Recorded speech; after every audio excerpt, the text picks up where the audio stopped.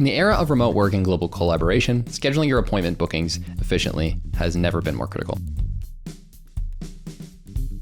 Did you know that streamlining appointment scheduling can save businesses up to 30% of their valuable time and significantly boost productivity? It's a game changer in the modern workplace. Regardless of your booking management needs, the best appointment scheduling software should present your business in a professional light while simplifying the booking process on both ends. Today, I'm going to show 2 ways to create your own meeting scheduling page that you can share with prospects and clients that makes you look professional and makes scheduling meetings a breeze. I'm going to show you 2 ways to do this. The easy way with Neo, that also gives you a professional email address and needs 0 setup. And then I'll show you the second way with Calendly that takes more effort, but can be useful if you're comfortable connecting your calendar to a third-party service. So jumping in, let's see how to create a booking page with Neo. Neo is an email, calendar, and growth suite for small businesses. You can set up Neo in minutes through a simple sign-up process where you also select a domain and create a professional email and a website for yourself. Once you're set up, you'll be in the Neo application. So first, to create your bookings page, navigate over to the app picker and select appointment bookings. So we can go over here to the top left and click on bookings. Let's get started by setting up your first service. A service is a meeting people can book on your calendar, such as an intro call, a product demo, or a brand consulting call. So if we go to services and press add, we can add a service name. So let's put 1-on-1 30-minute consultation. We can customize the link if we want to. So I'm going to adjust this to just say 30-minute consultation. So as you can see, the link adjusted as I type that out. And you can pick where it's going to take place, like an in-person, phone call, or video call. With an in-person meeting, we'd put a physical address. With a phone call, we'd put a phone number. And with a video call, we'd add a Zoom, Google Meet, Teams, or other type of video link.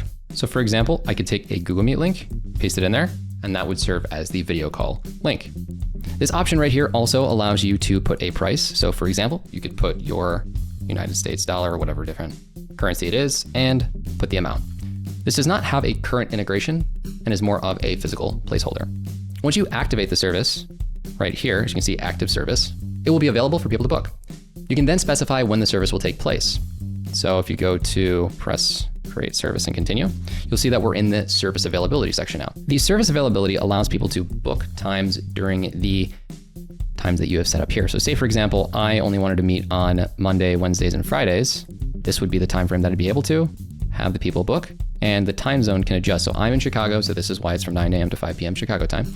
But I also, if I wanted to add something like weekend mornings, I could adjust here and put something like 9 a.m. to noon on weekends.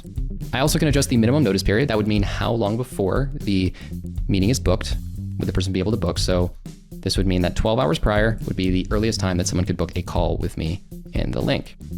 This also allows me to adjust, for example, if I only want people to book calls 30 days out, I can adjust it. So this is how far away from now someone can book a time, and this is the earliest someone could book a time relative to now. Next, if we press save, you'll see that here, you're able to put a little bit of form details like what did you want in this consultation call? And then after we press save and continue, this link allows you to share your availability with anyone who wants to schedule a meeting with you. When they get the link, as you can see here, they can pick a time that works for them, and Neo Bookings will create the meeting for you and send out an invitation. So as you can see here, I'm only able to book things that are 12 hours in advance. It's the earliest, and then I can't go past the time frame I set of 30 days. You can adjust this if you're in a different time zone to see what necessarily aligns with you time-wise. So if I wanted to meet at 9 a.m. on Friday, I could put my name and email within here. Let's pretend this is for somebody else. And what did I want to discuss on the call? How cool of a content creator you are. Then I can press confirm. And from there, my appointment is confirmed, and this straightforward process is pretty much finished. So this creates a meeting for you, and we'll set out an invitation. If I go to my calendar, you can see right here on Saturday, I booked that call for 30 minutes, and this aligns with the email that I had in Neo, and then it invited the person who booked as well. Now, you wait for the notification before your meeting starts to ensure you don't miss meetings and related updates. It's a straightforward process that saves you time and scheduling hassles. So for non-Neo users, and for those of you who prefer alternatives, we recommend trying Calendly, which is a user-friendly scheduling tool. Unlike Neo Bookings, which is free, with Neo, you have to pay at least $10 per month per person for Calendly's premium version. However, basic free plans work well for beginners. So here's how to use the basic Calendly plan in 6 simple steps. 1, once you've completed a free account creation, you'll be directed to this screen. Notice that there are no scheduled or created events at this stage, and I recommend setting your availability. So first what we would do is we would click on the availability tab right here. Personally, I avoid calls on Sundays, so I'll turn that off. I reserve Tuesday and Thursday mornings for internal team meetings, so I'll adjust those accordingly. As you can see, these are at 3 p.m. and the rest are earlier in the day. And don't forget to set your time zone here. So I'm in Central Time for US and Canada. Now let's move on to event types.